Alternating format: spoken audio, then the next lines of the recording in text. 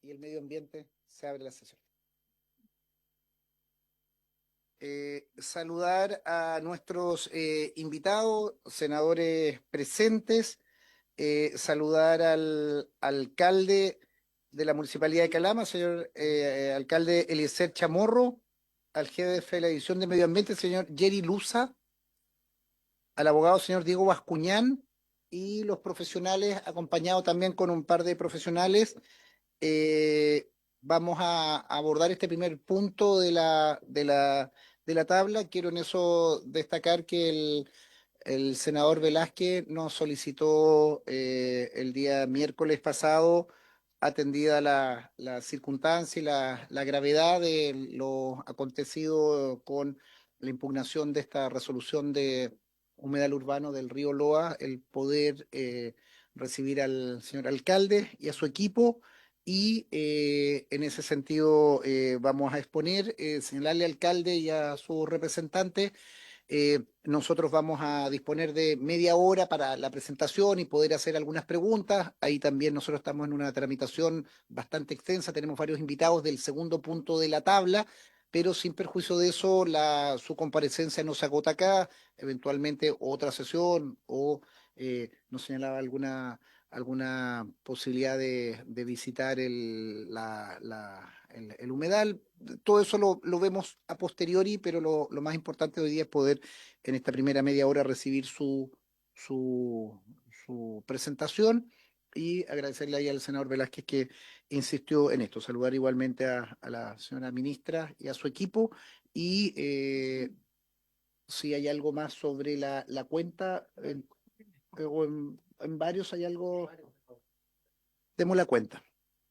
Presidente, se recibió a las 12 del día un mensaje del presidente de la República con el cual envía la indicación sustitutiva al proyecto de ley que modifica el decreto de ley 1939 de 1977 sobre normas de adquisición, administración y disposición de bienes del Estado.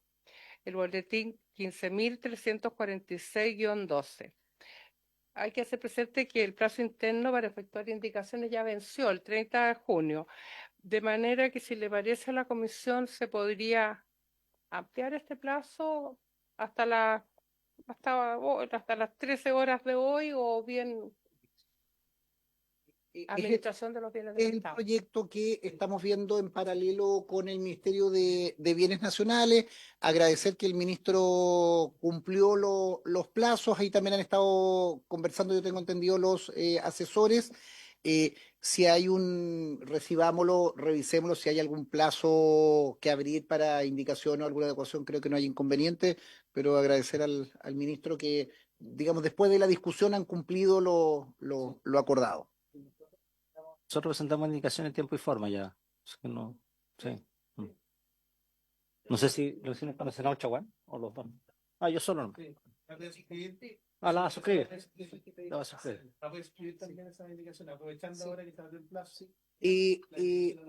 Francisco, estimados colegas, bueno, me informan que la próxima semana vamos a tener un tratamiento especial de funcionamiento. Sí. Había consideración de que es feriado el miércoles, va a haber el día lunes, el día martes parece doble. Sí, sí, presidente, le cuento, yo estoy en comité. Efectivamente, se acordó sesionar, dado que el miércoles es feriado, y para no perder la sesión del miércoles, se acordó sesionar de 10 a 14 horas el martes en sala, solamente para poder, comisiones paralelas solamente van a haber de Hacienda y Salud, entre 10 y 14 horas, y aquellas comisiones que tengan proyectos con discusión inmediata. Por lo tanto, no debiéramos tener comisión de medio ambiente la próxima semana.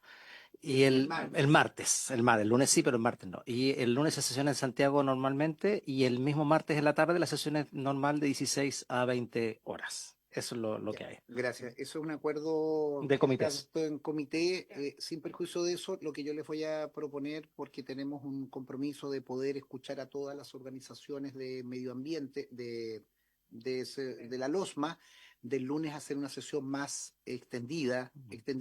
Además, la mayoría de ellos son con presentaciones que dejan documento, entonces Sí. poder despachar eso para que el día lunes 21 podamos despachar al menos en general el proyecto. Entonces, respetando obviamente los acuerdos de lo que ha adoptado para la sala, y me parece bien que se le dé prioridad en paralelo solo a que tienen discusión Inmediata. inmediata. Y Hacienda y Salud, que tienen Por una eso, especial. con esa situación.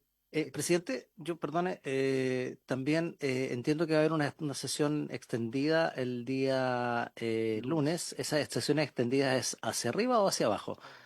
Ah, No, hacia arriba. ya, porque en el caso sí. mío yo tengo comisión de salud a las 14 horas, entonces yo no tengo problema en que se sesione hasta las 3, pero yo me tendría que Sí. excusar la última hora. Ojalá pudiésemos partir en vez de las 12, pudiésemos partir a las 11. Lo vamos a sí, Ya. lo vamos a ahí yo lo que le pediría a Magdalena que viéramos situaciones prácticas de sala que nos permitan y sin perjuicio de secretaría en lo que corresponde, pero claramente vamos a tener algunas suplencias o superposición de algunos parlamentarios, pero por un tema también de respeto a los invitados, queremos escucharlos de corrido. Generalmente se genera una buena discusión al final o quedan buenos documentos. Además, esto es en general, lo cual nos va a permitir luego invitar tal vez en particular algún invitado que haya generado ruido o que haya generado alguna. Claro. Entonces, Las indicaciones, la ampliación de plazo hasta el día. habría acuerdo para ampliar el plazo hasta hoy día, hasta las 13 horas por el proyecto de bienes nacionales de. Ya. Y Acuerdo. además aprovecho de suscribir inmediatamente las indicaciones que fueron presentadas por el senador. Bueno, sí, Perfecto. Si no hay más, hagamos la cuenta y escuchemos a nuestros invitados para varios.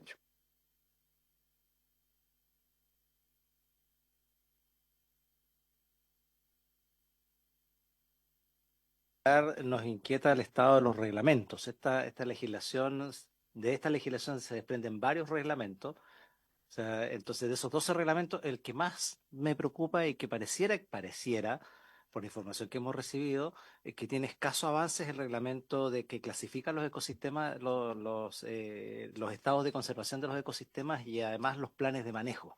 Entonces, yo quisiera saber en qué, cómo están, no ahora, pero que nos envíen el estado de tramitación de cada uno de esos 12 reglamentos, con especial énfasis en el de clasificación de los ecosistemas en conservación y los planes de manejo respecto de ellos. Habría acuerdo a lo solicitado. Si no hay más solicitudes, la cuenta y pasamos inmediatamente a nuestros invitados. Ya, perfecto. Entonces, no, yo quisiera excusarme unos minutos, que hay un funeral de un destacado dirigente vecinal de Viña del Mar. Voy a tener que salir y vuelvo enseguida. Ah, no, con National, el equipo de mis amores, no, pero es de la Unión Comunal de Juntas de Vecinos. Así que voy y vuelvo para disculparme con el alcalde. perfecto. Si le parece, damos la palabra para el alcalde Calama.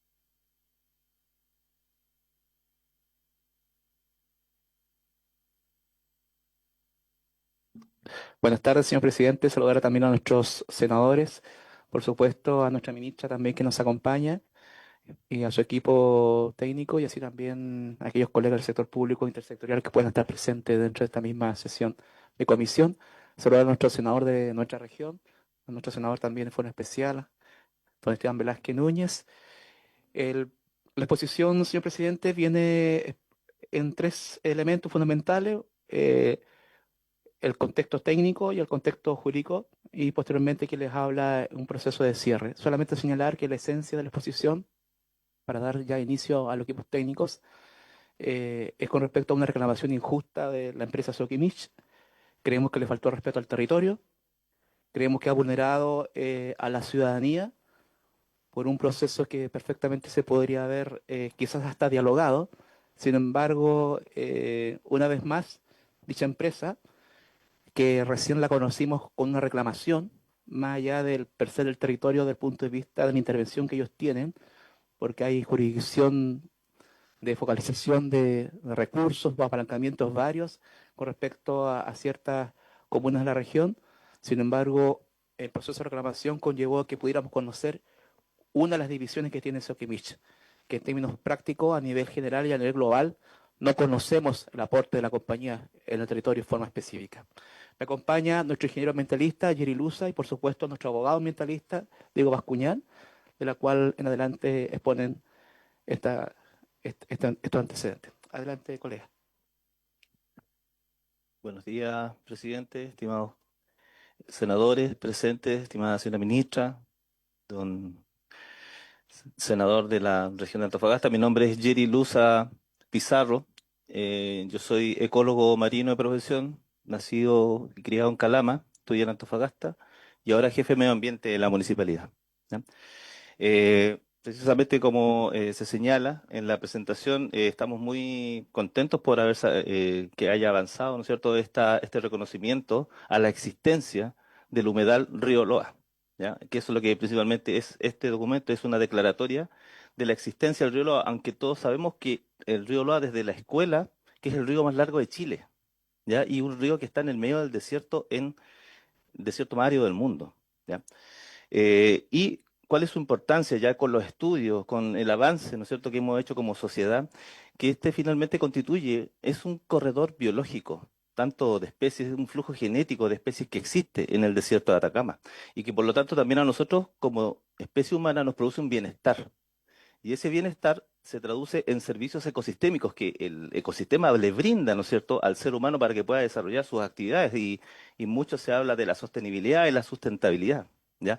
Entre esos servicios ecosistémicos están ahí, hay 4 enumerados, como en grandes grupos, que son los servicios de soporte, que es el tema del agua, el suelo donde vivir, los servicios de abastecimiento, como la misma extracción, alta y fuerte extracción que existe, ¿no es cierto?, en la zona, también los aportes energéticos que se hacen, servicios de regulación del ecosistema, como los ríos, los ecosistemas que existen, que si bien es cierto estamos en un desierto, también tenemos humedal, y este es el humedal del río Loa, que es el que nos produce a nosotros un bienestar.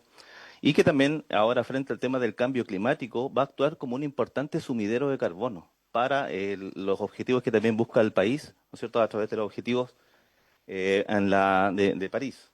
Y también servicios culturales, ¿no es cierto?, que son la recreación, ¿no es cierto?, los deportes y todo lo que conlleva con el bienestar de la población. Señalarles que en este humedal existen 4 ya declaraciones de agotamiento del recurso hídrico, ¿ya? Estas 4 declaraciones son documentos, son resoluciones emitidas por la Dirección General de Aguas, ¿ya? En el que está el río Loa, está el río San Pedro, el río Vilama, y está, que no se ve muy bien ahí en la presentación, pero está también el agotamiento de las napas subterráneas, ¿ya? Y existe la provisión de extracción de agua de las napas subterráneas, ¿ya?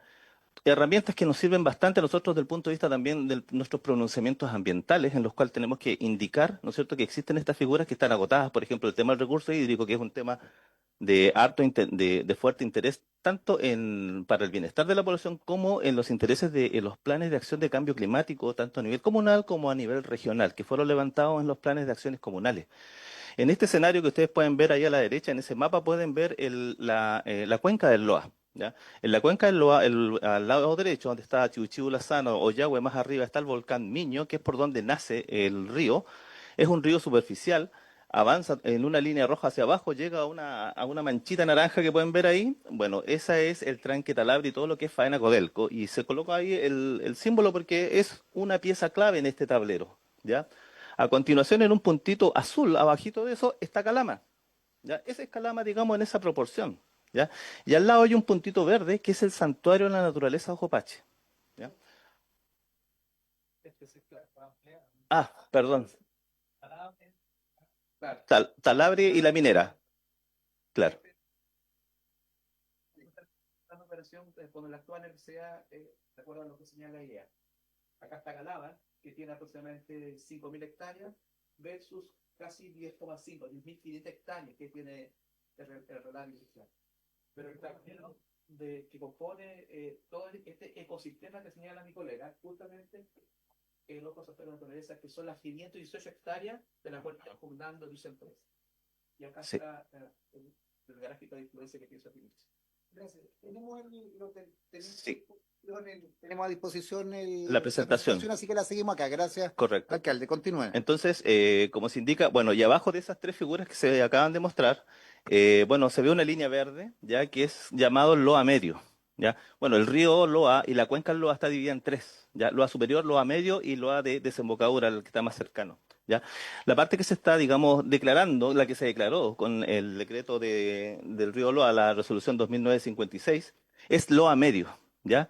Y se clasificó por esta ley de humedales que indica que el humedal que atraviesa un plano regulador, ¿ya? Que al menos cumple con ese criterio, cae dentro de esta ley de humedales.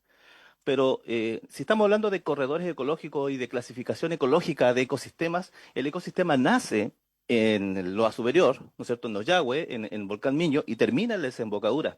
Entonces aquí también podemos ver cómo también la ley está diseñada para, digamos, aprobar ciertas porciones de este corredor biológico, ciertos lugares, no un cordón completo, que debiera ser un cordón completo, la cuenca completa, ¿ya? Porque es el río más largo de Chile, ya está dentro del desierto de Atacama más árido del mundo y donde se sostiene mucha de la industria que también sostiene al país, que es la minería del cobre y que ahora, ¿no es cierto?, está la minería del litio.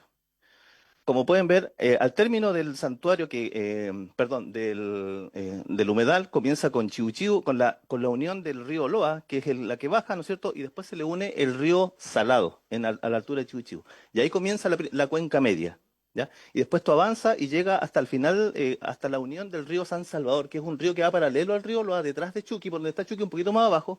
Ahí nace este río San Salvador y desemboca en la comuna de María Elena, en todo el límite comunal.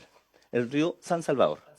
El San Salvador. Por un lado, entonces, tenemos el río Salado y por el otro lado, el San Salvador, que delimita, de acuerdo a la Dirección General de Aguas, la subcuenca, que fue el criterio utilizado para declararlo como humedal. ¿Vale? Y es en este punto donde están, digamos, está también María Elena, que todos sabemos que María Elena es prácticamente la Soquimich, y ahí es donde entra esta empresa, ¿no es cierto?, aquí en este sector. Y finalmente, bueno, está el siguiente recorrido, que más arriba está Quillagua, que ya sabemos todo lo que pasó en los años 90, casi los 2000, con el desastre de los relaves, del Santato y todo lo que de toda la contaminación que se produjo, ¿no es cierto?, y lo que produjo una migración, una mortandad de cultivos en Quillagua por la contaminación que ocurrió en esa vez, que el SAC lo tiene también bien descrito en su informe. Eso es lo principal, indicar que el santuario de la naturaleza también es otra sección importante, cercano al río Loa, por lo tanto ya tenemos figura de protección, por lo tanto esta figura de humedal es muy importante para poder continuar resguardando el bienestar de la gente que trabaja en el sector, resguardar los servicios ecosistémicos que producen estos humedales, ¿no es cierto?, hacia el desarrollo sustentable que tiene que tener el país, el desarrollo sostenible que tiene que tener la gente de Calama, que está muy atenta a qué es lo que pasa con esta reclamación que para nosotros realmente nos llama bastante y poderosamente la atención de cómo alguien puede pronunciarse en contra de la protección de un ecosistema, que es el río Loa. La siguiente. Gracias. Buenos días, señores senadores, senador Urresti, senador Gaona. ¿Se escucha? ¿No se Ahí está. Buenos días, honorables senadores, senador Urresti, senador Gaona, senador Lagos Beverly, se retiró. Senador Velázquez, ministra, superintendente de Medio Ambiente. Bueno, don Yeri acaba de señalar la importancia ecosistémica que tiene los sumideros, o en este caso humedal o ríos, para el medio ambiente, en particular para la provincia del Loa. Pero ¿existe alguna obligación para el Estado de Chile proteger este tipo de ecosistemas? Bueno, la primera, voy a tratar de ser bastante sucinto, yo sé que aquí muchas personas se manejan en esta materia. La primera, en el año 1981 se aprobó la Convención de Ramsar, que fue ratificada por Chile, que es el primer instrumento que busca resguardar los humedales, en particular las aves marinas. También nuestra Constitución, el artículo 19, número 8, inciso segundo, establece el deber del Estado de salvaguardar los distintos elementos del medio ambiente. Más recientemente tenemos el Acuerdo de París, y en cual se busca una lucha contra el cambio climático, contra los gases de efecto invernadero, la Agenda 2030 de la ONU, de que busca el objetivo de desarrollo sustentable, que va en la línea del desarrollo sostenible, en el cual integra los aspectos económicos, ambientales y sociales. Y me gustaría también mencionar la Ley Marco de Cambio Climático, que justamente viene en cumplimiento de la obligación que adoptó el Estado de Chile frente al Acuerdo de París, en el cual le da una importancia fundamental a los distintos sumideros de carbono, como es justamente la humedad del río Loa, considerando que es el único sumidero de carbono que existe en la provincia del Loa, por lo cual, considerando que una zona que tiene bastante contaminación, creemos que es fundamental la existencia del mismo. Y por último, también me gustaría mencionar, esto ya es bastante reciente, del 29 de mayo de este año, en el cual la Corte Interamericana de Derechos Humanos se pronunció respecto a una consulta que hizo el Estado de Chile y el Estado de Colombia respecto a cuáles son las obligaciones de los estados frente a la emergencia climática. Define la emergencia climática en esa instancia la Corte Interamericana como el acaecimiento de 3 factores: el cambio climático, la contaminación y la vulnerabilidad de la población. 3 factores que acaecen en la comuna de Calama y en la provincia del Loa. Contaminación por las mineras, grupos vulnerables, extranjeros y pueblos originarios, y el cambio climático. Es importante esta opinión consultiva porque establece, primero, el carácter de sujeto de la naturaleza y sus componentes, de sujeto de derecho, siendo por ende este humedal un sujeto de derecho. También establece el derecho al clima sano y por ende las obligaciones del Estado de tomar medidas frente a la mitigación de los gases efecto invernadero. Y justamente la declaración de un humedal urbano va en esa línea. Bueno, pero una vez declarado humedal urbano, el río Loa, ¿cuáles son las ventajas que esto tiene? Bueno, yo sé que el senador Orresti lo tiene bastante claro, él, al haber estado detrás de la moción de este proyecto de ley, la ley 22.202, establece, en primer lugar, el resguardo de las funciones ecológicas e hidrológicas en las zonas urbanas. Esto significa la mantención, por ejemplo, tomar en consideración criterios de sustentabilidad con la conservación ecológica, el régimen hidrológico y el uso racional de los medios que aportan el humedal. También la participación y gobernanza de la ciudadanía. Y también es aquí importante, me gustaría destacar el rol relevante que tienen las municipalidades en la protección de los humedales. Qué mejor que el propio territorio o la propia comunidad para saber cómo defender su propio humedal. Esto a través de ordenanzas que la Municipalidad de Calama ya se encuentra en redacción. Ya tenemos contratado a los expertos para poder a la brevedad contar con este importante instrumento. También los planes reguladores comunales deben establecer una protección especial a los humedales y también muy relevante que esta ley establece que cualquier proyecto que pueda significar una vulneración o un impacto a un humedal, letra E, letra S del artículo 10 de la ley 19.300, debe pasar a través del sistema de evaluación ambiental. Por ende, podemos entender que con la dictación de esta ley hay un antes y un después en la protección de los humedales en Chile. Me gustaría, antes de pasar al último punto, señalar la importancia en el cambio climático que tienen los sumideros. Yo sé que hoy en día hay otros temas que han capitalizado la discusión nacional, la seguridad pública, entre otros, pero no debemos olvidar que el desafío más importante que tenemos hoy como humanidad en este siglo XXI es la emergencia climática.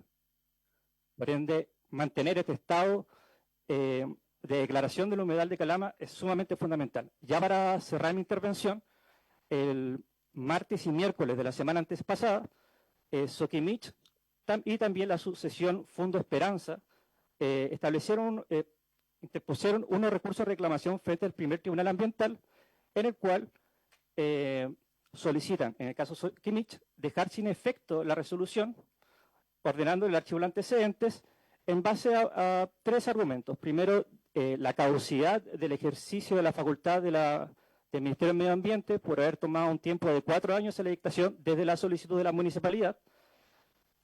Y por otro lado también que se habrían ejecutado una serie de errores o vicios en el procedimiento administrativo de la declaración que debería solucionarse a través de dejar sin efecto la misma o, en el peor de los casos, según Sokimich obviamente, retrotraer el procedimiento a la etapa de admisibilidad. Por otro lado, la sucesión Fondo Esperanza también establece ciertas ilegalidades en el procedimiento. En particular, podría destacar la vulneración al derecho de propiedad sobre el fondo, que es cual se encuentra establecido solamente en 3 vértices del humedal, y también la falta de consulta indígena. En subsidios, es que no se declara toda la resolución, se invalida, solicita que solamente 3 puntos sean dejados sin efecto.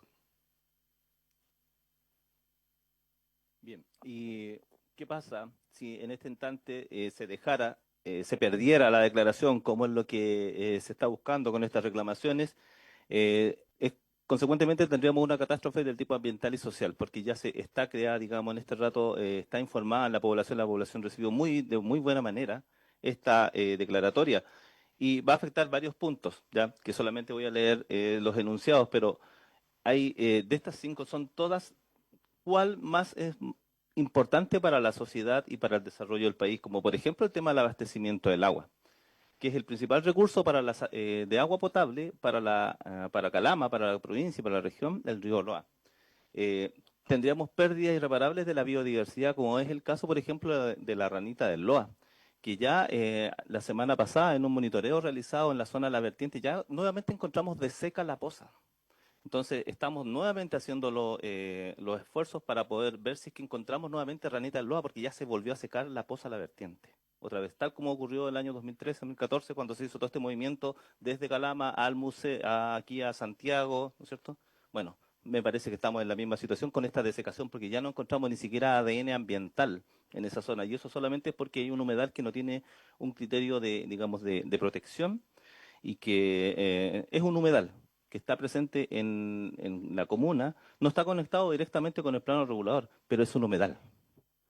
Está el caso del pejerrey del Loa también, que también es una especie que está en peligro de extinción, y también la chinchilla de cola corta. Vamos a tener serias alteraciones de los ecosistemas acuáticos, ya que vamos a estar frente a extracciones de agua sin un control, sin una regulación. Entonces vamos a pasar sobre extracciones de agua fuerte sobre el sector, y de qué decir de la contaminación también del recurso. Y por lo tanto, esto lleva a una disminución de los servicios ecosistémicos.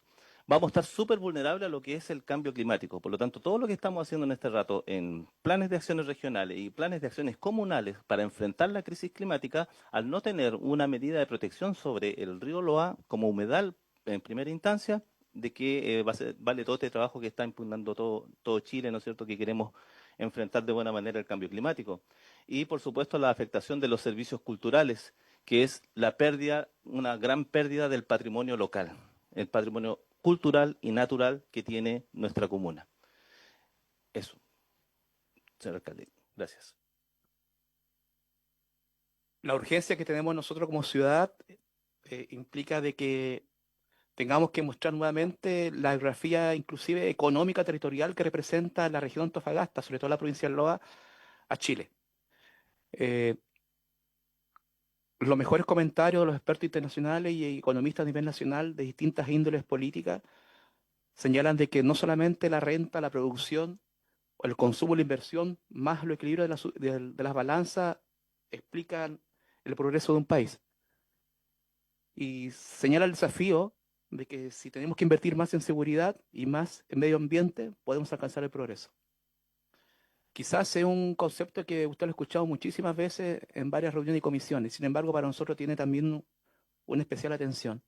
La región de Antofagasta en este momento representa a lo menos cerca del 7,3% del PIB de Chile. Es la más alta en nuestro país. La media nacional es un 2,4%. La provincia de Loa es un 4,2% por sobre el PIB de la media nacional, que es el 2,4%. Y desde el punto de vista del territorio, como provincia de Loa y región de Antofagasta representamos el 56% de Chile. La pregunta es si realmente somos competitivos. La pregunta es, con todas las inversiones de la minería, que de acuerdo a los datos de Cochilco, se expanden a lo menos cerca de un 60% en la región de Antofagasta. Cerca de 56.000 millones de dólares de proyectos rentabilizados desde la etapa de exploración a la etapa de explotación. Y esos datos están en Cochilco. Y las comunas adyacentes a la minería, que somos nosotros, parte de la región de Antofagasta, nos sentimos abandonados y no identificados con la minería. Calama, y a esto vamos a agregar más antecedentes. Tenemos 3 resoluciones de la DGA, como señala el colega, con respecto al agotamiento del caudal mínimo y máximo del río Loa. Sin embargo, hay una resolución que señala, que no está expuesto en la exposición, y eso está en conocimiento también de nuestra ministra, que Calama está declarado como una zona saturada. Desde hace más de... y en ello se presenta la mitigación del PDA. Además, queremos precisar de que, de acuerdo al Fuente DEIS, 7 de cada 10 personas en la región de Antofagasta, sobre todo en la provincia de Loa, sufren del cáncer y se mueren del cáncer.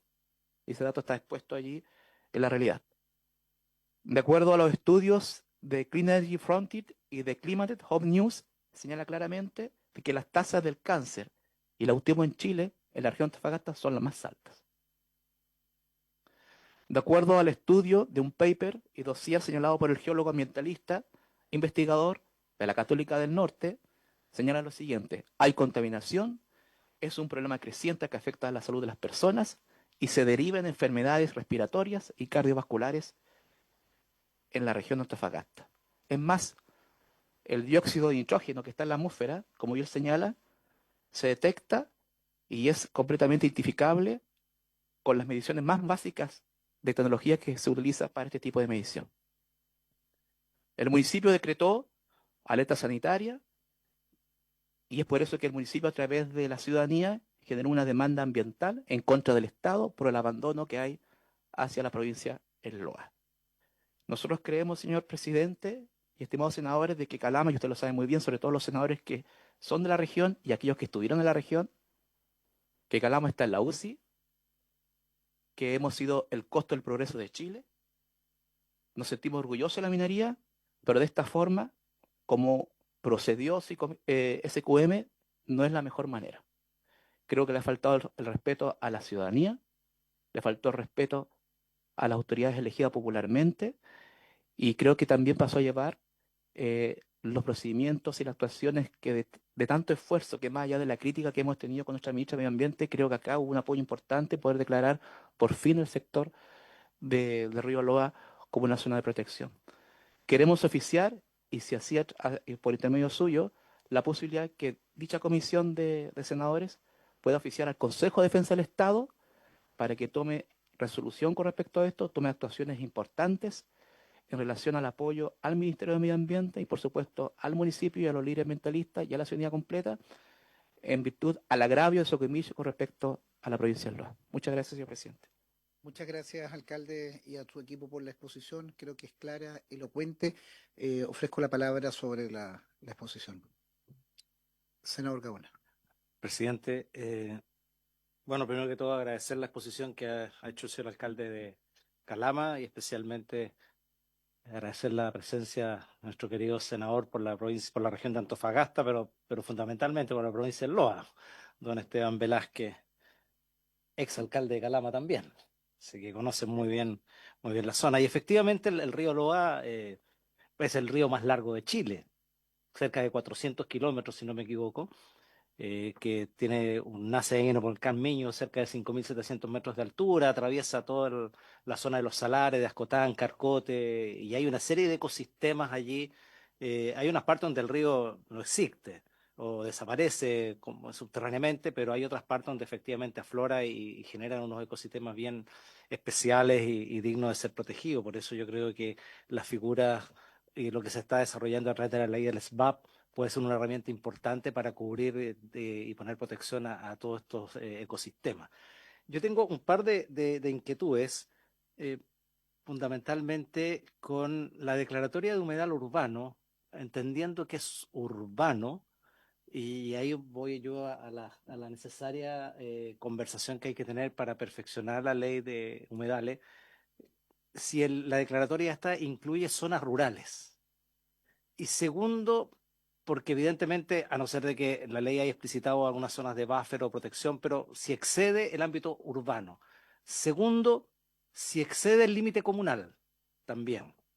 Porque si excede el límite comunal, uno pensaría de que la petición tendría que venir de 2 municipios al menos. Entonces quisiera saber si todo eso se hizo, digamos.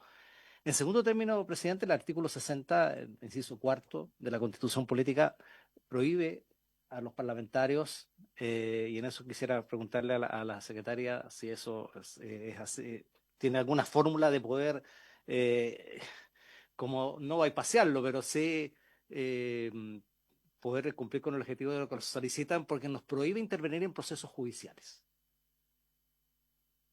Entonces no podemos intervenir en procesos judiciales, por lo tanto no podemos enviar oficios, ni poder, o a lo mejor consultas, no sé. Y eso es lo que quiero saber, porque en definitiva tampoco tenemos facultad fiscalizadora nosotros como Senado. Por lo tanto, visitas al lugar y todo eso, salvo que sea de conocimiento y todo eso, pero ojo con nuestras atribuciones constitucionales en ese sentido. Y ahí me gustaría que nos ilustrara un poco para que podamos actuar dentro del marco del respeto a la Constitución que tenemos que establecer. Distinto es cómo podamos apoyar todo esto tratando de no infringir las normas legales que nos están claramente prescritas, y cuando uno jura en el Parlamento, jura respetar la Constitución y las leyes.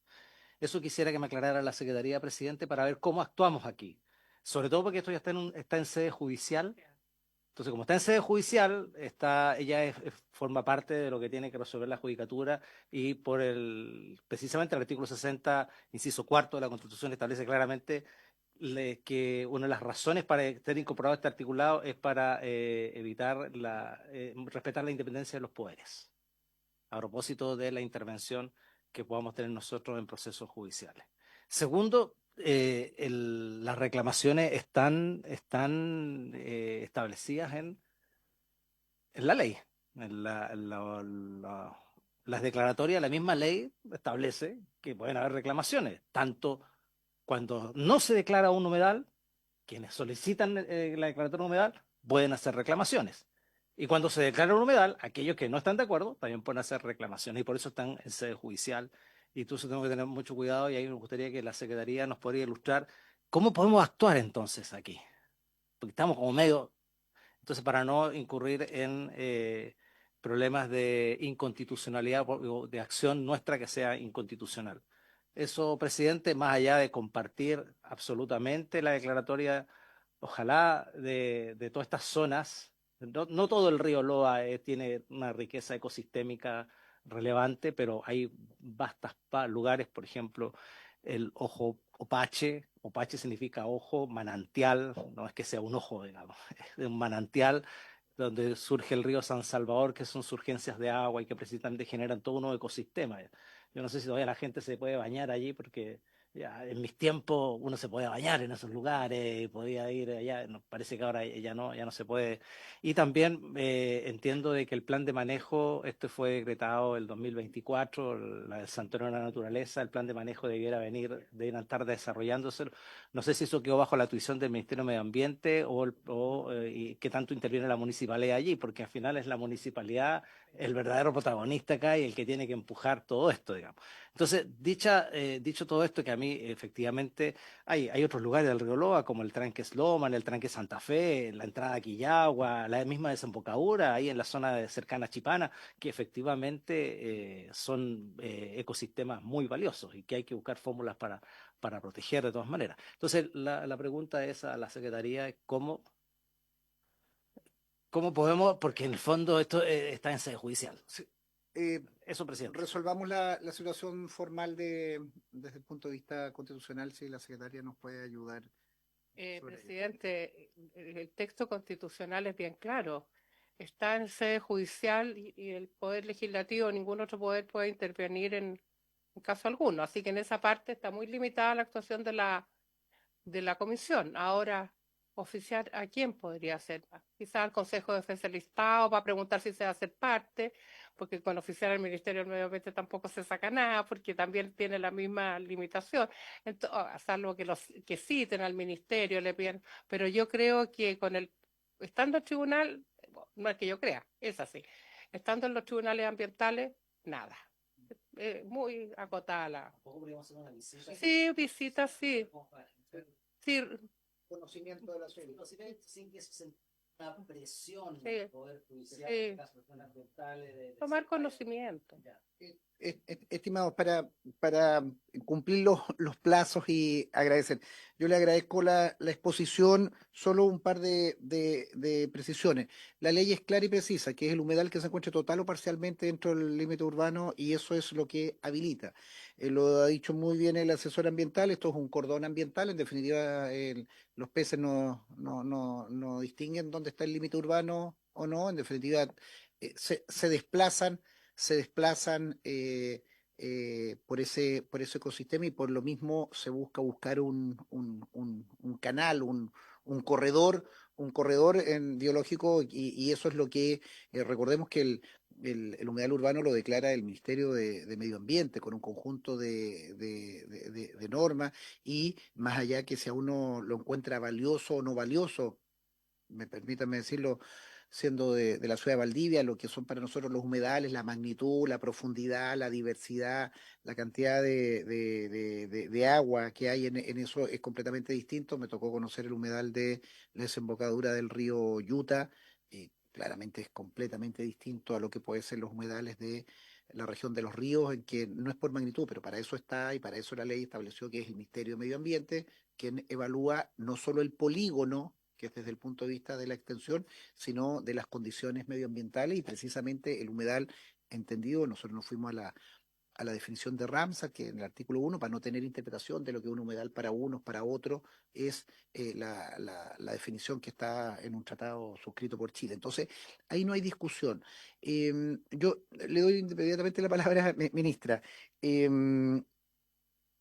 Yo valoro y por eso, alcalde, lo digo como, como presidente de esta comisión, pero también como autor de la ley, todo el respaldo, porque estos son los debates que tienen que decir, y me alegra y lo felicito por la defensa que usted hace de su territorio. Es una zona minera, una zona que da el sueldo de Chile, pero eso no tiene por qué significar que ustedes vivan con una calidad de vida menor que otros. Me imagino que usted debe ser nacido y criado ahí o su historia, como conozco la del senador Velázquez, y precisamente uno dice, bueno, por lo mismo conoce la situación y uno quiere seguir produciendo y quiere que le vaya bien a la extracción, pero hoy día claramente tenemos estándares que son distintos a las décadas del 40, 30 o una década mucho más extractivista. Entonces, yo creo que cuenten con el respaldo, es muy buena la precisión que se hace el artículo 60, nosotros no podemos intervenir en la causa porque está en un poder distinto al nuestro. Respecto al Consejo de Defensa del Estado, creo que no es necesario, aparte que no podemos hacerlo porque el Consejo de Defensa del Estado es quien representa al fisco, en definitiva, como el recurrido es el Ministerio de Medio Ambiente. Ahí nos puede ayudar la ministra. Generalmente quien defiende esto es el Ministerio en conjunto, el Ministerio de Medio Ambiente en conjunto con el Consejo de Defensa del Estado, quienes van a hacer las alegaciones, las contestaciones y toda la situación. Sin perjuicio, ustedes tienen facultades de poder intervenir en aquello aclarando los antecedentes y ahí eso está sujeto al primer tribunal ambiental de Antofagasta. Segundo, a mí me gusta ir a aspectos más bien políticos, que es lo que nos convoca. Me parece a mí de una gravedad enorme que una empresa que conocemos el triste saga de haber sido una empresa saqueada por el yerno del dictador, Julio Ponce Lerú, hoy día se le pretenda blanquear y sean sus hijas, es decir, las nietas de Pinochet, las que encabezan esa empresa. Y lo digo no solo con eso, que es algo que hay que recordar en la historia. Yo respeto a los empresarios, respeto a quienes han creado, pero no voy a respetar nunca a quienes de mala forma se hicieron de una empresa. Y segundo, a mí lo que me parece, y ahí le pido a la ministra, y que vamos a verlo en algún momento, que esta empresa Sokimich, el Estado de Chile, a través de Codelco, está suscribiendo un acuerdo. Y creo que ahí hay una situación en que no, y por eso vamos a pedir ahí a la biblioteca, que haya alguien de la biblioteca, los impedimentos legales que tiene una empresa que está en un litigio pendiente con el Estado, que para que suscriban un acuerdo con el Estado por otro. No se puede el mejor de los mundos. Por un lado hacer negocios con el Estado, mediante la suscripción, digo, negocio de suscribir un acuerdo, que está en su derecho, y Codelco yo lo he criticado, pero lleva eso, y por otro lado esa misma empresa demandar a el Estado a través del subministerio de bienes de medio ambiente impugnando. Entonces ahí le pediría a la biblioteca que nos ayudara desde el punto de vista de una contradicción, es una contradicción. Pero esto tiene sede judicial, en eso hay que ser respetuoso. Yo hago una crítica política que me parece inadmisible que una empresa con ese prontuario esté hoy día afectando, porque no está diciendo, mire, sabe que regulen esto, puede haber un límite, muchas veces se han discutido lo que se llama el polígono. Mire, si un poquito para allá y uno lo entiende los polígonos y también es la bilateralidad de la audiencia que los afectados, cualquier ciudadano puede decir, mire, sabe que el humedal no tenía que pasar por aquí, era por acá, o incluso alguna organización ambiental dice, sabe que se quedó corto y no incluyó. Pero yo creo que pedirle a la biblioteca que nos haga llegar eso, le vamos a dar la palabra a la ministra, porque la ministra su ministerio y el Consejo de Defensa del Estado son los representantes legales para efectos de contestar sin perjuicio de lo que ustedes señalan y respetando absolutamente la normativa porque estamos obligados a cumplir la Constitución.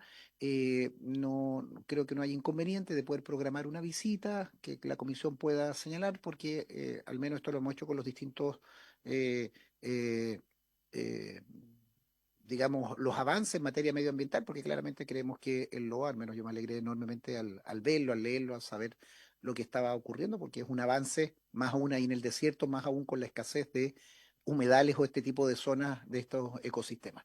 Entonces, para que no nos extendamos mayormente y cumplir el plazo, reiterarlo, felicitarlo, alcalde, de la pelea. Se defienden estos territorios, se defienden con cariño también, con fuerza y creo que si la comunidad está de su lado, se puede dar. Le doy la palabra a la ministra y ahí cerramos este primer punto.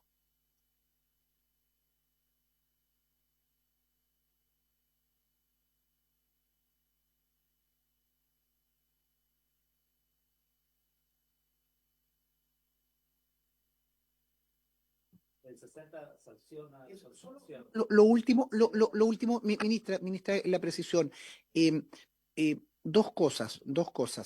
Eh, saber la pregunta si para el alcalde o su equipo o la ministra, si hay plan comunal de cambio climático. O plan regional, porque la región también debiera tener uno, cómo dialoga eso con esta declaratoria, y segundo, en el evento de que se mantenga a firme la resolución, alcalde, hay un dictamen de la Contraloría, o sea, que obliga y que, porque es cumplimiento de ley, que ustedes tienen que modificar su plano regulador porque ya integran esta zona, este humedal, eso como norma, pero ahí preguntarle a la ministra, o de ahí le doy la palabra a ustedes, si aclarar en eso. Ministra.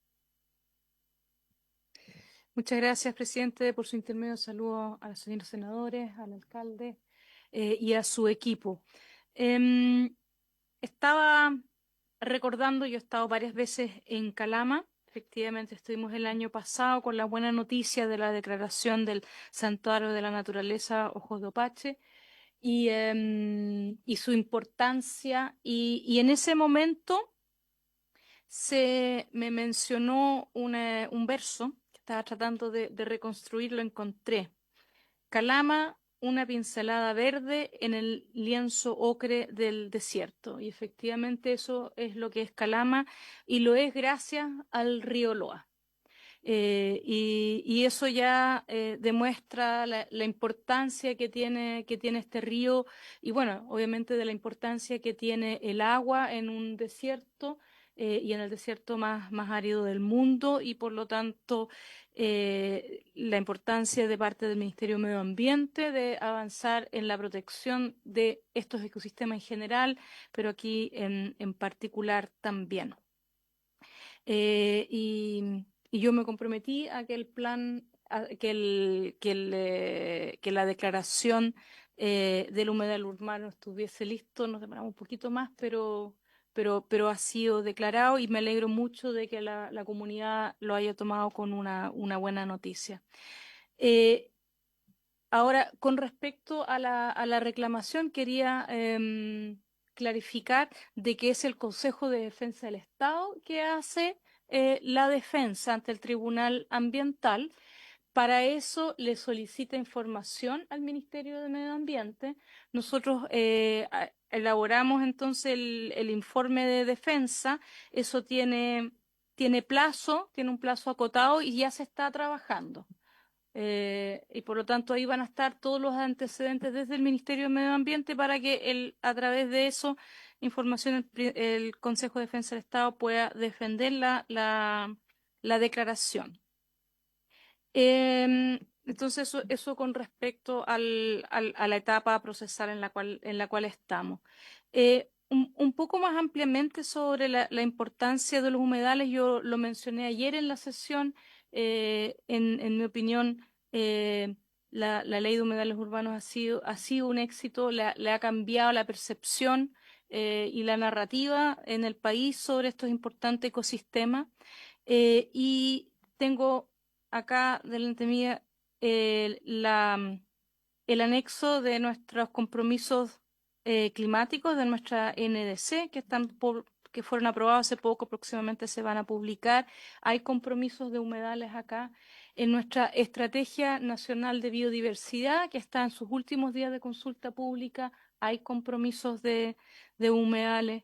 Y por lo tanto, a través de los distintos instrumentos que tiene el país para hacerse cargo de la crisis de cambio climático, de biodiversidad y también de contaminación, estamos abordando el resguardo de estos importantes ecosistemas. Quería mencionar eso también para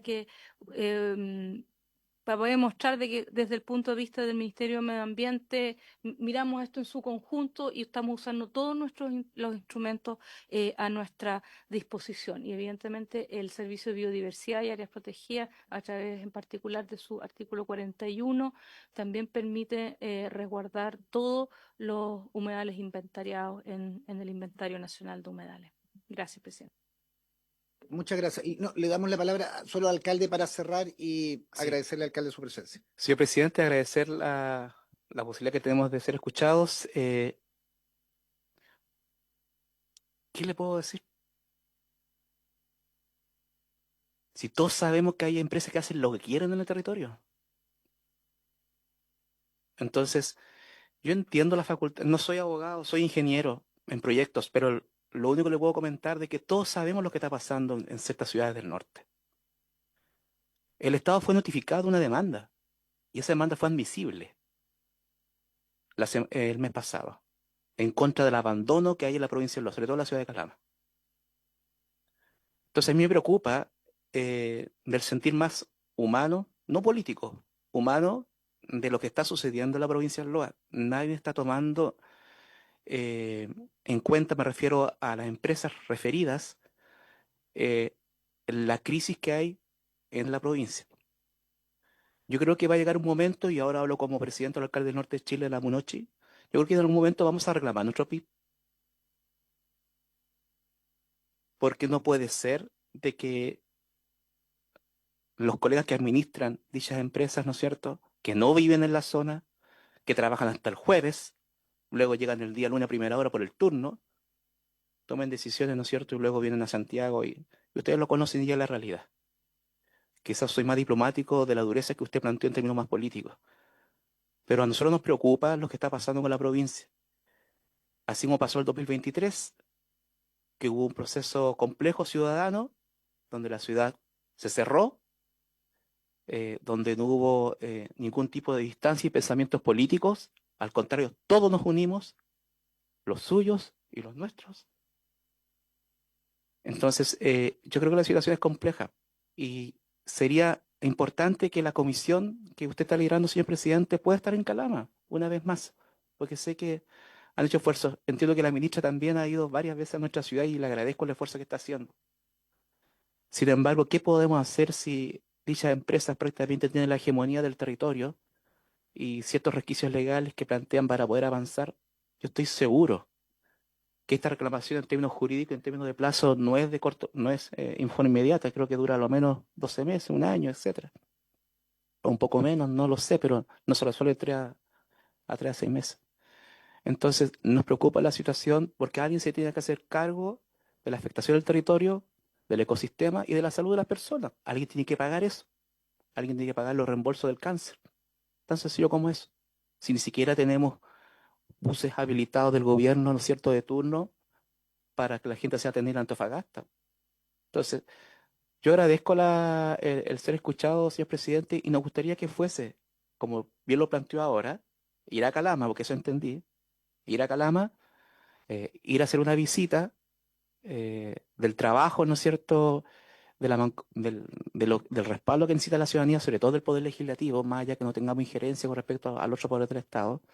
Sin embargo, es prudente manifestar a la ciudadanía. Yo estoy seguro que con manifestaciones importantes desde el punto de vista ciudadano, hay leyes que se modifican y procesos judiciales que se cambian. Eso, señor presidente. Gracias, alcalde. Senador Gaona. Sí, presidente, yo recojo la invitación, así lo entiendo, del alcalde de Calama y además a propósito de la inquietud que tenemos respecto del uso de agua en el salar de Atacama y todo ello, aprovechar esta instancia de en 24, 36 horas poder ver lo que está ocurriendo en el salar de Atacama y con las extracciones de aguas que hay allí, la conversación que hay que tener con el Consejo de Pueblo Atacameño respecto a los acuerdos que tienen con las compañías y además también aprovechar de visitar lo relacionado con este santuario y esta declaración también de humedal, porque en realidad no debería ser urbano, debería ser humedal. Y ver en la medida y ver cómo podemos hacer esta visita de tal manera de no que no se interprete como una intervención en procesos judiciales, sino que más bien como una visita de conocimiento, en fin, y que se podrá ser difundida adecuadamente por el señor alcalde, más que por nosotros, digamos, para no faltar a la ley ni a la Constitución. Alcalde, no se sienta solo. Vamos a estar presentes, nos vamos a poner de acuerdo para poder ir. Hay que adecuar un conjunto de desplazamientos, de horarios de la situación. Yo creo que es importante que la ministra también nos pueda acompañar en aquella, claro, hacer una sesión formal, poder recibir, poder más antecedentes, pero le insisto, las peleas que se pierden son las que no se dan. Y, y creo que es justo lo que ustedes señalan y me siento doblemente orgulloso de que la quijotesca tarea de llevar adelante la ley de humedales urbanos permita a ciudades como la suya dar esta pelea. Si no hubiéramos tenido esa ley, no habríamos tenido ningún instrumento. Y también felicitar al senador Velázquez porque de manera muy respetuosa, pero muy contundente nos solicitó esta sesión, la hicimos e insistente, no quería decirlo, pero con mucha persuasión. Lo planteó con la firmeza, con la convicción de ser un senador de la zona y esta comisión dentro de los límites de nuestra, pero también con claridad, si siempre es importante que no se sientan solos. Vamos a suspender un minuto para despedir a nuestro invitado y pasamos a continuación con el segundo punto de la tabla. Recording stopped.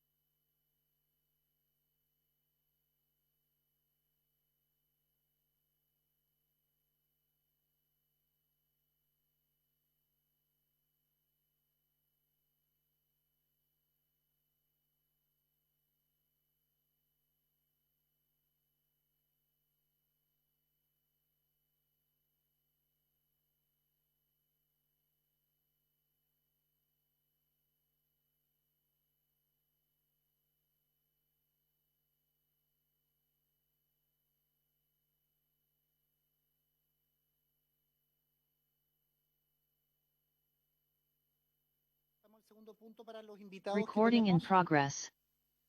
Presidente, en el segundo punto está invitado el ex superintendente del medio ambiente, señor don Emanuel Ibarra. Perfecto. Tiene la palabra. Gracias, presidente. Por su intermedio, saludo a toda la comisión, a los presentes. Vengo a dar mi opinión sobre el proyecto de reforma.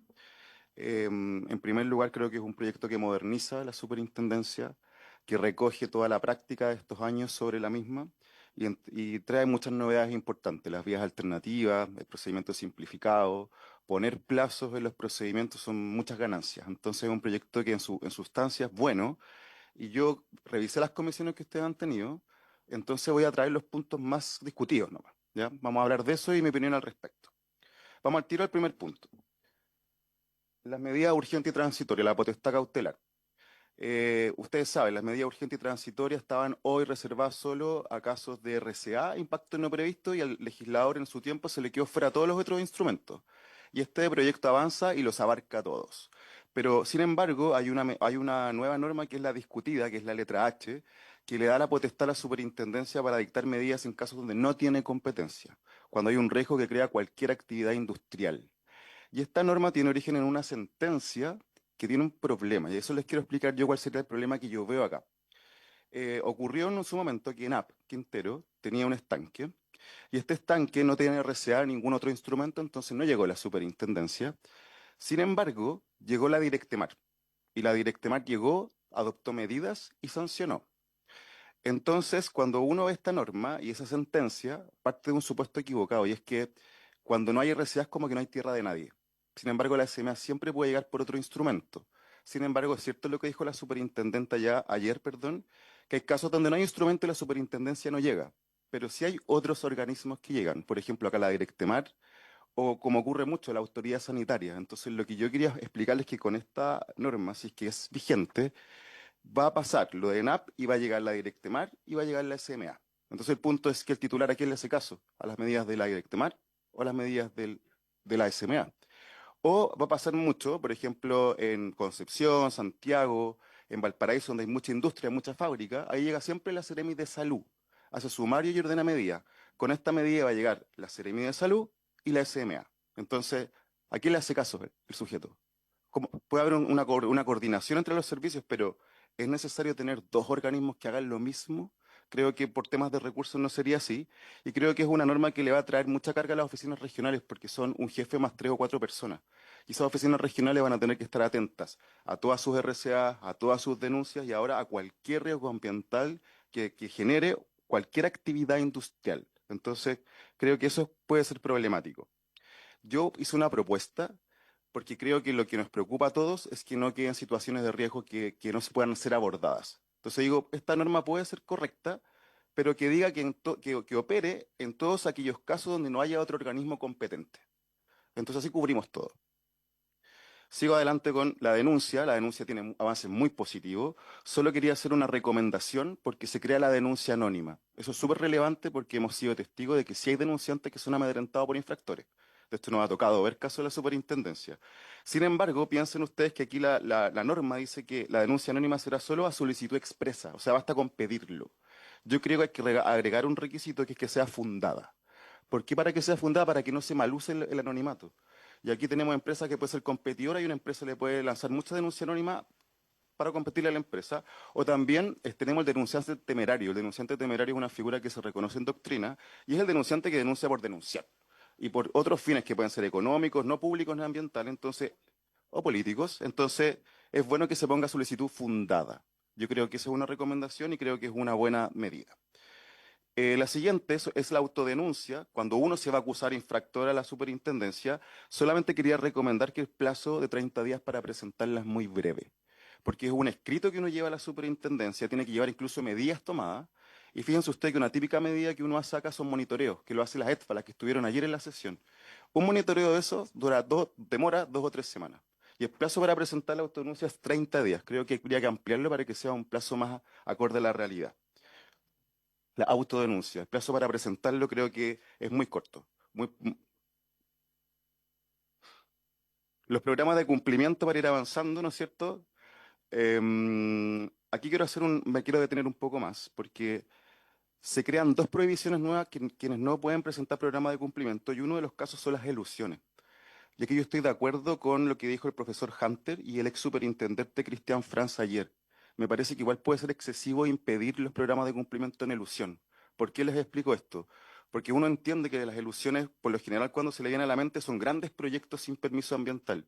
Pero si uno ve la estadística de las elusiones, no siempre son así. El problema es que las tipologías admiten interpretaciones y no siempre son tan claras. Incluso las modificaciones, cuando uno modifica un proyecto, que es una modificación que constituye un cambio de consideración, es súper interpretable. Entonces me parece que impedir que esos sujetos se puedan regularizar en un programa de cumplimiento, obligándose a entrar al CIA, me parece complejo. Solo quería mencionarle como un caso icónico que hubo en la superintendencia, que es Central Hidroeléctrica Los Maquis. Ese titular fue al CEA, le preguntó por consulta de pertenencia, ¿yo tengo que entrar? El CEA le dijo no. Lo denunciaron a la SMA y la SMA archivó la denuncia diciéndole no tiene que entrar. Pero después un tribunal, por una interpretación, le dijo tiene que entrar. Se le formuló cargo y ese sujeto con esta norma no podría presentar programa de cumplimiento. Entonces me parece un poco excesivo. Concuerdo con lo que dijo Cristian Franz ayer. Sí, tercera sala. Cristian Franz ayer, el ex superintendente, dijo algo también relevante, que hay muchas modificaciones que son proyectos de municipalidades, pequeñas o medianas empresas, y que esas modificaciones que constituyen elusión parece extraño un poco sacarlos de esta herramienta. Además, el delito penal de elusión podría salir con una vía alternativa. ¿Y por qué acá entonces no, en sede administrativa sancionadora, parece que habría que compatibilizarlo mejor? Y lo otro que encuentro también complejo es que se aumentan los impedimentos de 3 a 5 años. Por ejemplo, si ustedes presentan un programa de cumplimiento hoy, en 3 años más podrían presentar otro. Con esta norma se aumenta a 5 años y no se entiende el argumento de eso. Y además, ojo, esos 5 años no se van a contar desde que usted lo presenta, sino de que usted se le aprueba. Y el proceso de aprobación dura 1 año, 2 años, que son justificables porque hay casos muy complejos, pero esos 5 años se van a transformar en 6, en 7, en 8. Entonces creo que sí ese es un cambio que le puede golpear el programa de cumplimiento, que es una herramienta de las que más ha funcionado y todos están de acuerdo con eso, perdón. Sigo adelante. Plan de reparación, aquí simplemente yo quiero cuestionar el plazo también. Yo siento que el plazo de 30 días puede ser muy corto y aquí hay un tema importante. ¿Desde cuándo se cuenta? Se cuentan los 30 días de la resolución de la superintendencia que sanciona con daño. El problema es que ¿qué pasa si un titular quiere cuestionar ese daño porque la superintendencia se equivocó?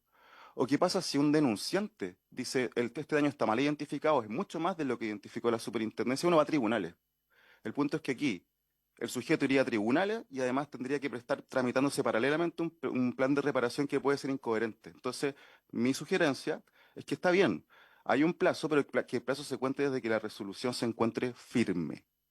Firme para que ese daño esté totalmente acotado, totalmente definitivo y ahí obremos hacia adelante.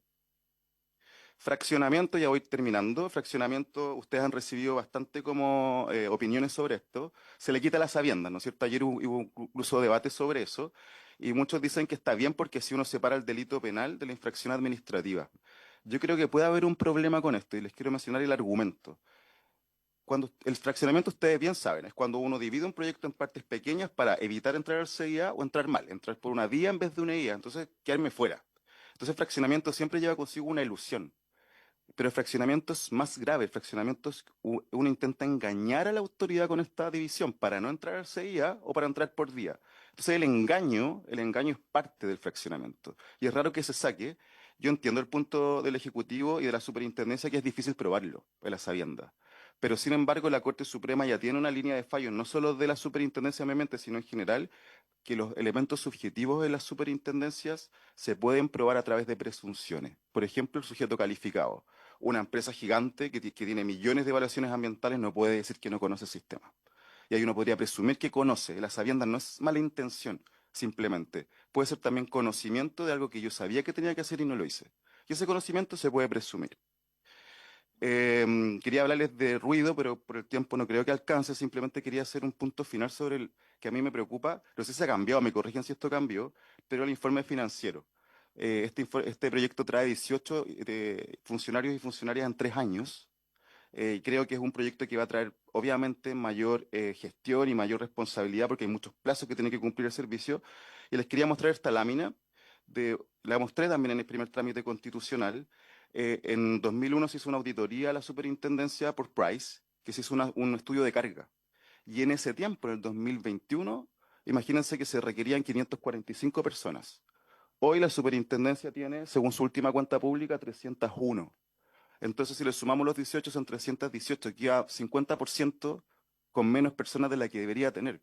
Y lo que yo he visto con mi experiencia de la superintendencia es que cuando uno crea facultades fiscalizadoras, normas para fiscalizar, pero no entrega el presupuesto, es letra muerta. Es como si la norma no existiera. Y se tienen que crear como sus virtudes, como estrategias para fiscalizar, pero muy por encima. Creo que es una muy buena ley, pero hay que ponerle atención al presupuesto que requiere. Eso, presidente y comisión, muchas gracias. Gracias por lo práctico, por lo sucinto, pero principalmente apuntó, apuntó a varios nudos que van a ser materia de indicaciones seguramente. Senador Gaona. Sí, sí, presidente. Pues en general, tendo a coincidir y que no exactamente, pero sí con las mismas dudas que me arroja este proyecto de ley.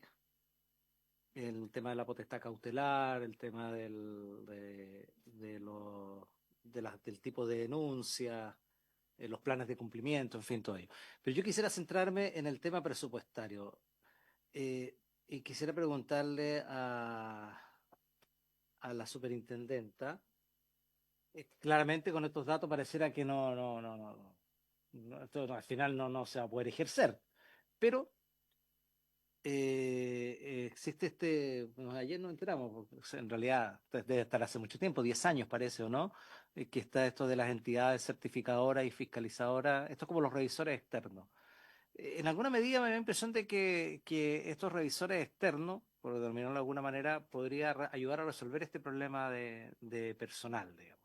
Entonces, según lo que yo escuché ayer, usted me corregirá, solo habían dos entidades que se dedicaban a esto de certificación y de fiscalización, así entiendo que es. Pero ¿cuánto tiempo lleva la norma que permite esto? ¿Cuánto tiempo lleva el decreto 3839? Y porque a mí me parece poco, desconozco los tiempos de implementación, por eso quiero preguntarle, pero me parece muy exiguo esto de tener solo dos instituciones, dos revisores externos, de alguna manera. ¿Qué está haciendo la superintendencia para facilitar eso? ¿O no hay un convencimiento de la superintendencia que se puede hacer la vía y más va por la vía de tener más funcionarios públicos, digamos? ¿Cuál es un poco la visión de esto?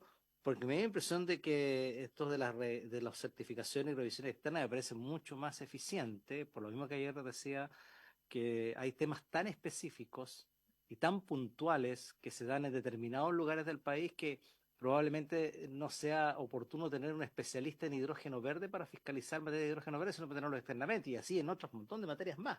Entonces, quisiera un poquito que si pudiera profundizar la superintendenta en esta materia de las entidades, estas certificadoras, fiscalizadoras, de cuánto es la norma, de cuánto son el decreto 38 y 39, por qué tan pocos tenemos allá, por qué no hay gente interesada, no hay capacidad en el país en términos técnicos para que se desarrollen esto, o simplemente no ha habido una fuerte motivación desde la superintendencia y desde el Estado para impulsar estos organismos, digamos, estas instituciones privadas que pueden ayudar a la labor que desarrolla la superintendencia. Yo leí el decreto ayer 3839 y bueno, está bien establecido los temas de declaración de conflicto de interés, está bien, ahora está un país tan re chico que de repente es difícil no tener algún conflicto de interés, digamos. Entonces por eso quisiera un poquito que pudiera ahondar en eso, presidente, nuestra superintendenta. Gracias. Digamos, me pide la palabra la ministra o Emanuel o la superintendenta. La voy a dirigir a la superintendenta porque un poco donde van destinados estos comentarios. Me parece interesante la regulación de la denuncia anónima o sea, un buen elemento para abrir causas, pero también un resguardo de que no sea una herramienta permanente de, de competencia desleal o de hostigamiento o en definitiva también de recarga de funciones de denuncias temerarias que no conducen a nada, te lleva tiempo. Eso entonces, ¿cómo le ofrezco la palabra a cualquiera de ustedes cuál hacerlo?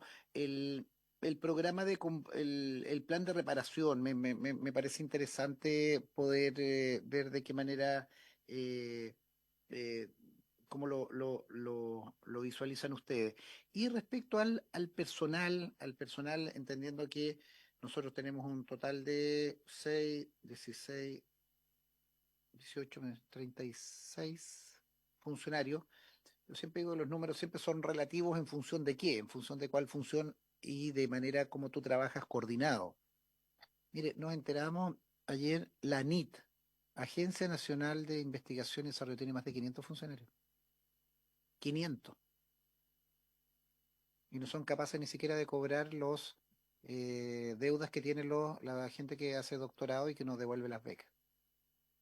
Yo creo que claramente a eso demuestra que el número de integrantes no hace una buena gestión. Nos llegó ayer el informe de Contraloría, tiene millones de pesos sin cobrar, eh, simplemente ha otorgado becas a personas que están expresamente en las listas de deudores de pensiones y tiene 500 y tantos funcionarios. Yo le quería más que si los 36 son buenos, son muchos o pocos.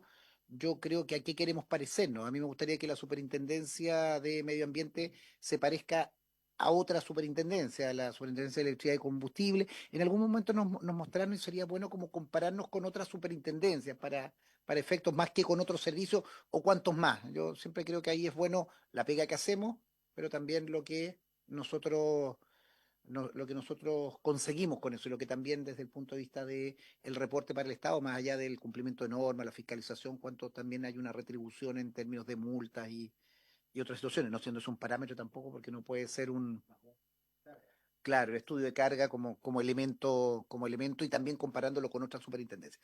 Eso, le ofrezco la palabra a los tres, me piden la palabra para ir con esto ya terminando. Ministra. Muy brevemente, a ver, muchas gracias también a la presentación a Emanuel.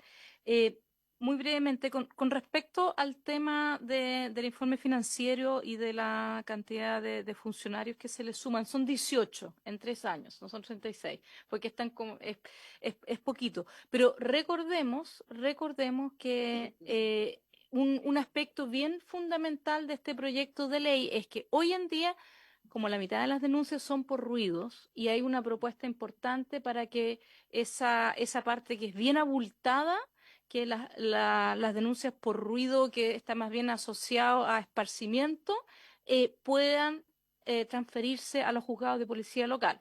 Entonces, en ese sentido, le descargamos a la superintendencia de gestionar una cantidad muy voluminosa de denuncias y que se pueda concentrar para lo que la superintendencia tiene toda la expertise, etcétera.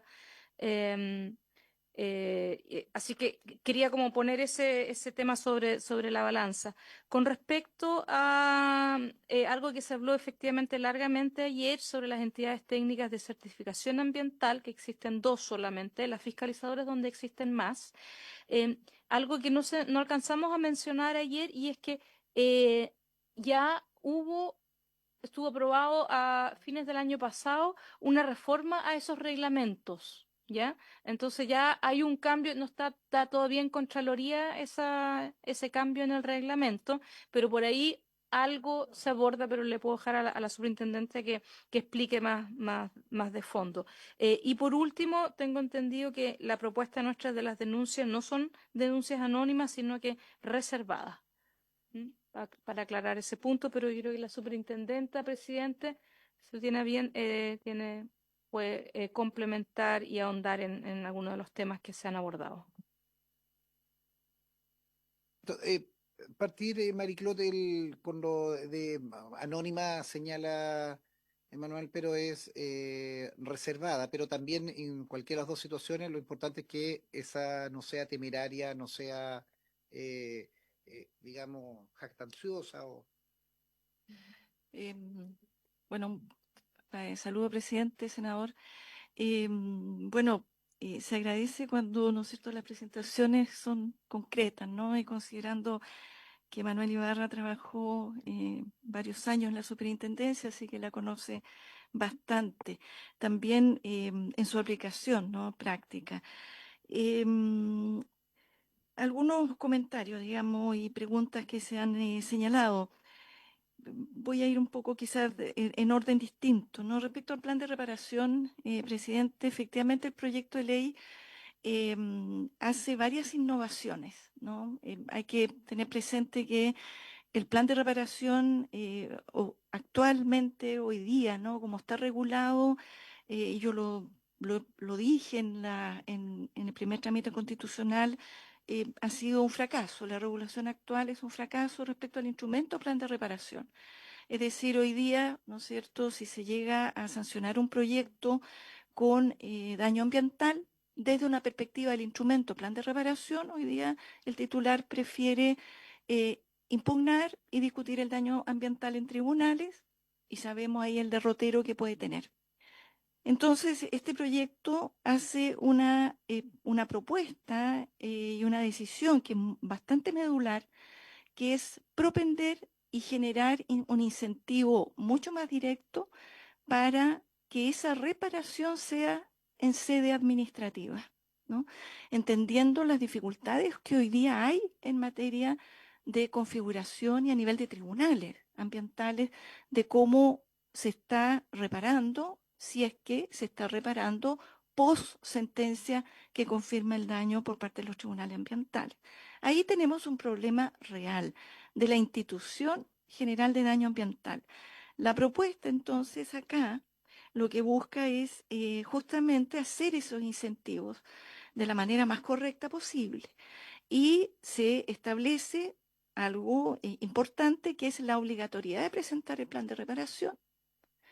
Uno puede discutir los plazos para la presentación, ¿no?, dentro de la razonabilidad, y algunos incentivos durante el procedimiento sancionatorio respectivo que permita, digamos, esa decisión que tenga que tomar ese titular de si, por ejemplo, se allana al cargo o a la imputación del hecho que conlleva el daño ambiental, y eso tiene un incentivo básicamente monetario en una reducción importante a la multa que le correspondería por esa infracción, adicional a la reducción, digamos, el 25% que se mantiene en el total de la multa que pague para evitar reclamaciones futuras.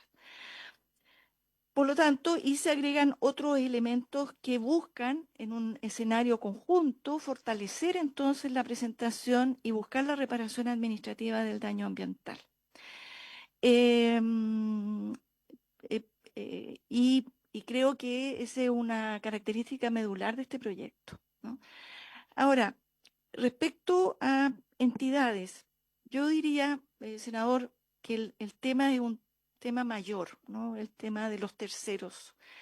La ley de la superintendencia, estamos hablando del año 2010, ¿no es cierto?, cuando se aprueba este proyecto y se publica la ley, viene con la creación de dos tipos de entidades: las entidades técnicas de fiscalización ambiental y las entidades técnicas de certificación ambiental. Por eso esta cicla, ¿no?, que es las ETFAS y las ETCAS, ¿no? Ambas, el año 2012, ¿no es cierto?, estamos hablando de una superintendencia que empieza a funcionar formalmente en plenitud el año 2012. Se dictan varios reglamentos de operatividad, entre ellos estos dos que regulan ambos, digamos, instrumentos, ¿no?, las ETFAS y las ETCAS. Efectivamente, el desarrollo de ambas ha sido muy distinta. En materia de entidades de fiscalización, que yo diría también hay bastante confusión en los términos que se usa cuando se habla entre ETCA y ETFA, las entidades de fiscalización son las que hoy día, diría, están más consolidadas, más instaladas. En algunos, digamos, en algunas materias, no en todas. Tenemos cerca de, si no me equivoco, un poquito más de 60 entidades de fiscalización autorizadas por la superintendencia. ¿Qué es lo que hacen esas entidades, no? Hay de todo, porque hay que están en Santiago, otras que tienen sus sedes o que están en regiones o que centralizadas, pero tienen sedes en distintas regiones. Es decir, acá aquí se crea, ¿no es cierto? Y se autoriza, porque finalmente ahí hay una discusión anterior, previo cuando se discutió esto en el proyecto de ley de la SMA original, se discutió, ¿no? Del compartir funciones públicas con entidades privadas. Eso se supera y se establece esto con algunas inhabilidades bien importantes que no vienen del reglamento, sino de la ley, como por ejemplo que una entidad de fiscalización de EDFA no puede evaluar un proyecto ambientalmente. Es decir, que es una incompatibilidad absoluta. Y respecto también sobre esa incompatibilidad, también la Contraloría ya tenemos dos dictámenes bien relevantes que se ha pronunciado y ha fortalecido esa incompatibilidad absoluta. Y en materia de EDFAS, tiene que contratar los titulares para hacer o reportabilidad de ciertas materias, que tiene que ser a través de una EDFA, o la propia autoridad, ¿no? Que puede coadyuvar a realizar fiscalización. Por lo tanto, esos presupuestos, ¿no? Y podemos hacerlo, y de hecho lo hemos hecho varios años en que hacemos licitaciones para contratar EDFAS para ruido en particular, porque capacidad propia no se logra para responder al volumen de denuncias. En las EDCAS, por el contrario, mucho menos desarrollado, y ahí hay otras dificultades que no se resuelven necesariamente con algunos ajustes normativos, ¿no? Requiere una discusión mayor.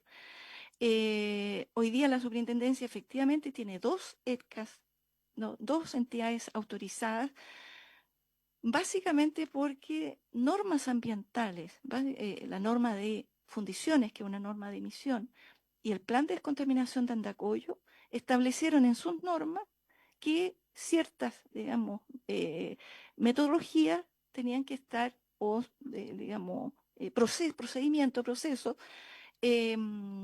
certificados a través de una entidad certificadora. Esas dos normas ambientales generan el impulso, finalmente, que tenemos 2 entidades digamos, en estos años, ¿no? Pero, ¿cuál es el punto? Que hoy día no existen normas normalizadas, es decir, ni por el INN, ni por normas, digamos, ISO, ¿no? Que permita a otras estar acreditándose con normas, digamos, normalizadas. Hoy día no existe. Las entidades de certificación autorizadas hasta hoy día están por métodos propios. Es decir, la propia entidad propone un método y es el que se analiza, ¿no es cierto? Y define la autorización. ¿Es lo óptimo? No, no es lo óptimo. ¿Tiene dificultades? Sí. Por eso, esta materia, y yo lo digo también con mucha responsabilidad, suena muy bien, ¿no? Suena muy bien. Efectivamente, se escucha bien, suena bien, pero tiene una serie de elementos y consideraciones que hay que trabajarlas muy bien. El proyecto de ley opta, el que se ingrese, el que se propone a este Congreso, opta por una ley más acotada. Se habla de una ley corta, no ajustada, bajo ciertas, para no generar, porque si no uno puede abrir muchas discusiones. Y esta es una de ellas. Como bien decía la ministra, efectivamente estos 2 reglamentos son del año 2012. Es decir, ha pasado mucho, ¿no es cierto?, experiencia y situaciones, complejidad, etcétera, que es necesario ajustar esos reglamentos, hacerlos mucho más flexibles. Yo creo que la lectura que usted hizo se dio cuenta, es un reglamento con muchas, digamos, muy inflexible, con muchas, incluso demasiado, que ha generado en la práctica muchas dificultades. Lo que se está proponiendo, y es lo que se aprobó por el Consejo de Ministros hace un tiempo y aporta, esperamos que ya ingrese a la Contraloría, es un solo reglamento que va a permitir, ¿no?, darle mayor, digamos, dinamismo desde la perspectiva de la autoridad. Acá hay elementos también que salen más o menos, es generación de mercados, de ciertos incentivos, etcétera, que sale un poquito del rubro propio normativo nuestro. pero un reglamento que permita una regulación mucho más flexible, voy a decir la palabra, más apta a la realidad, y que permita hacerse cargo no solamente de la EDFA, sino de la EDCAS, en las que existan, pero también de estas otras entidades que otras leyes han ordenado que certifique y que incluye la responsabilidad de la superintendencia, como en materia de responsabilidad extendida al productor, como la ley de plástico de un solo uso, como la ley de impuestos verdes, como la ley de cambio climático. Es decir, esta es una institución que va a ir creciendo, ¿no? Entonces, no basta con hacer meros ajustes hoy día, que incluso la propuesta también que se planteó ayer en la discusión por parte de una entidad que tiene un interés, digamos, directo, tiene también una serie de problemáticas. Superintendenta, estamos pasados 20 y tantos minutos y vienen varias reuniones en paralelo, entonces por eso les pediría que vayamos cerrando. Cierro dos. No, algunas pequeñas cositas aprovecho de decir respecto a lo que planteaba acá Emanuel. Respecto a las cautelares, efectivamente la historia se ha dicho, no tiene un antecedente en esta sentencia de la Corte. Efectivamente, cuando hablamos de la coordinación hay un deber que está, ¿no es cierto?, un deber que está hoy día en la ley de base de la coordinación. Uno siempre puede mejorar la redacción y la claridad. Lo cierto es hacerse cargo de una realidad operativa que existe. Las denuncias respecto al anonimato y de todas las posibilidades que se genera, esta fue una discusión que se dio en la Cámara. Incluso se planteó el tema de la denuncia temeraria o eventualmente del carácter anónimo de la denuncia. Finalmente, el texto que pasó al Senado se habla de la reserva de la denuncia, y efectivamente es un espacio que, como en otros textos han habido, uno puede seguir, digamos, incorporando para darle seriedad finalmente a la denuncia. Así que yo creo que son espacios de total y absoluta discusión. El resto yo creo que, bueno, vamos a tener el espacio para discutirlo más acotadamente. Muchas gracias. No, tenemos reunión.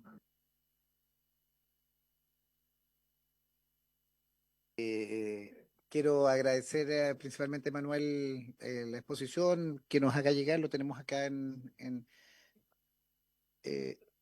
ya está enviado para que quede a disposición y también que nos acompañe, ministra, superintendenta. Seguimos avanzando en el proyecto de... Espérame un segundo. Habiéndose cumplido el objeto de la sesión, se levanta. Recording stopped.